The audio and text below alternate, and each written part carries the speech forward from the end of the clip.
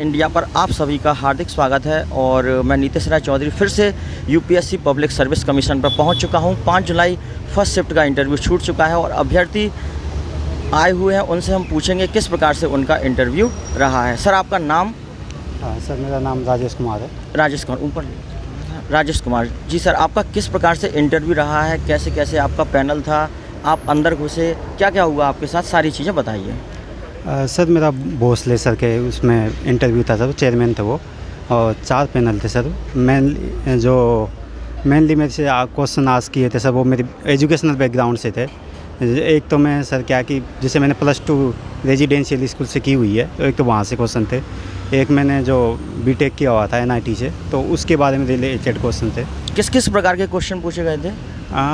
उससे ये पूछा गया था कि आप रेजिडेंशियल स्कूल में होते हुए आपने मतलब किस तरह की वहाँ पढ़ाई होती थी, या कौन सी आपको प्रॉब्लम थी वहाँ पे रेजिडेंशियल, उसका लेवल जो CBSE स्कूलों की तरह था या नहीं था। तो उसके बाद NIT से उनका जो मेरी ब्रांच थी उससे रिलेटेड थे, जैसे कंप्यूटर साइंस थी, तो आप उसका कैसे यूज़ करोगे। किस प्रकार के क्वेश्चन से कंप्यूटर साइंस से? कंप्यूटर साइंस में जैसे EO या AO था, तो EO AO से रिलेटेड कौन कौन सी प्रॉब्लम है, आप उन प्रॉब्लम को कंप्यूटर साइंस की जो टेक्नोलॉजी है, न्यू टेक्नोलॉजी लाइक उसकी सहायता से किस प्रकार, उसकी सहायता से आप किस प्रकार उन्हें टैकल करना चाहोगे, जो ही है। और सर, एक मेरे जस्ट आस्किंग तो labour laws one panel for the labour laws. अच्छा, आपने हिंदी में दिया या इंग्लिश में? हिंदी में दिया सर। हिंदी में दिया था आपने। इससे पहले कहीं मॉक इंटरव्यू की तैयारी? हाँ, मॉक इंटरव्यू सर मैंने दिया था, 3 मॉक इंटरव्यू दिए हुए हैं। अच्छा, 1-2 मॉक इंटरव्यू आपने? हाँ सर, मैंने दिए हुए। चलो, बहुत बढ़िया। और हॉबी से रिलेटेड कोई क्वेश्चन? हॉबी से सर मेरे से कोई भी क्वेश्चन नहीं पूछा गया। हॉबी से रिलेटेड कोई भी नहीं पूछा। इंटरनेशनल रिलेशन, करंट इशू जो है उससे कोई क्वेश्चन? नो सर, कोई करंट इशू नहीं पूछा। जहाँ आप रहते हैं वहाँ का कुछ उससे पूछा गया हो? नहीं सर, मेरे से ज़्यादातर क्वेश्चन अपनी या तो ब्रांच पे पूछे गए हैं या फिर मेरे एजुकेशन बैकग्राउंड पे पूछे गए हैं। अच्छा, एजुकेशन बैकग्राउंड पर क्या क्या पूछा गया? एजुकेशन बैकग्राउंड पे सर जो मैंने आपको पहले भी बताया कि अच्छा, रेजिडेंशियल स्कूल के बारे में क्या प्रॉब्लम होती है, क्या प्रॉब्लम होती है, उनका लेवल कैसा CBSE स्कूलों की तरह। अच्छा, आप वहाँ तक गए कैसे, उस तरह के। अच्छा, मैम ने क्या क्वेश्चन पूछा? मैम ने सर अबाउट था कैट के बारे में पूछा था सर मेरे से। कैट? हाँ, वो सर जो common admission test, common administrative. अच्छा, आप कैट जो MBA के लिए होता है? नहीं, MBA नहीं, कॉमन एडमिनिस्ट्रेटिव अथॉरिटी होते हैं ना, central administrative, CAT, central administrative authority. अच्छा, जो उसके माध्यम उसका वो पूछा था कि उसमें और EO के जो भी डिस्प्यूट होते हैं उनमें क्या अंतर होता है।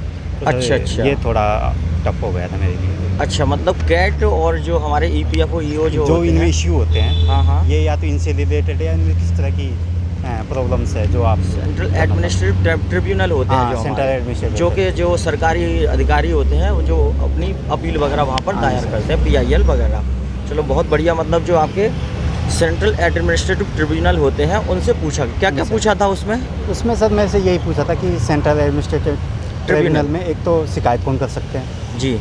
एक ये पूछा था कि उनकी प्रॉब्लम और EPFO या AO की जो ऑफिशियल लेवल की प्रॉब्लम होती है उसमें क्या अंतर है, क्या उनमें समानता है, और आप ऐसा क्या करना चाहोगे कि वहाँ पे EO या AO ऑफिस में इस तरह की प्रॉब्लम ना आए। अच्छा, ये आपका कहीं बैकग्राउंड रहा है क्या सेंट्रल एडमिनिस्ट्रेटिव ट्रिब्यूनल का? नहीं सर, उन्होंने जस्ट आस्किंग किया है, लेकिन काफ़ी मतलब कठिन क्वेश्चन माना जा सकता है ये वाला आपके लिए। था सर। हाँ, क्योंकि जिसको पता होगा वो तो बता सकता है, क्योंकि ये एक्चुअली में लॉ बैकग्राउंड से भी आता है, सेंट्रल एडमिनिस्ट्रेटिव ट्रिब्यूनल। चलो, बहुत बढ़िया। और कुछ माता पिता पर कुछ पूछा हो अपने भाई? नहीं सर, वो लास्ट में जाते हुए उन्होंने पूछा था कि अब आप यहाँ से जाते वक्त आप क्या करना चाहोगे।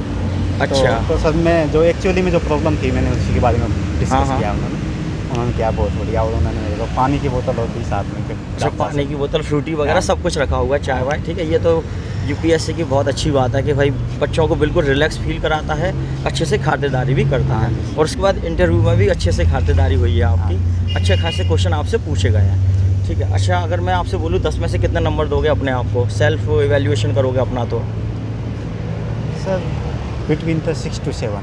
6 to 7 एवरेज रहा है आपका इंटरव्यू। चलो, बहुत बढ़िया। कुछ बच्चों के लिए कहना चाहेंगे जो आगे आने वाले एस्पायरेंट है 6 जुलाई, अगर इनका, उनके लिए क्या कहना चाहेंगे? उनके लिए यही है कि मेनली तो जो क्या कहते हैं, ये तो हॉबीज़, अगर आपकी हॉबीज़ कुछ स्पेशल है तो उस पर तैयार करें। जी। और सर लेबर लॉ जरूर पढ़ के आए क्योंकि लेबर लॉ जरूर पढ़ के आए। क्योंकि वो मेरे से बहुत ज़्यादा क्वेश्चन पूछे गए हैं किस किस प्रकार के क्वेश्चन आपने बताए नहीं? मेनली तो ये पूछा गया था कि नाइट जो वर्कर होते हैं उनके लिए कौन कौन से लॉ है।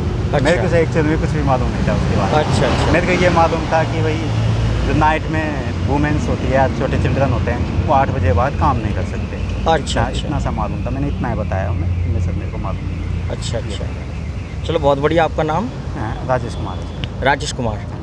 राजेश जी बहुत बढ़िया इंटरव्यू का है। 6 से 7 नंबर आपको 10 में से मतलब 60 से 70 नंबर आपको मिल सकते हैं। चलो बहुत बढ़िया सर, आपसे मिलकर बहुत अच्छा लगा। बाकी एवरेज इंटरव्यू रहा है, ज़्यादा आप हाई फाई नहीं बोल सकते। हाँ, नहीं। कुछ जगह आप फंसे भी हैं, लेकिन कुछ जगह आपने बहुत अच्छे से उनको जवाब भी दिया है। धन्यवाद आपका राजेश जी, बहुत बहुत धन्यवाद। Thank you.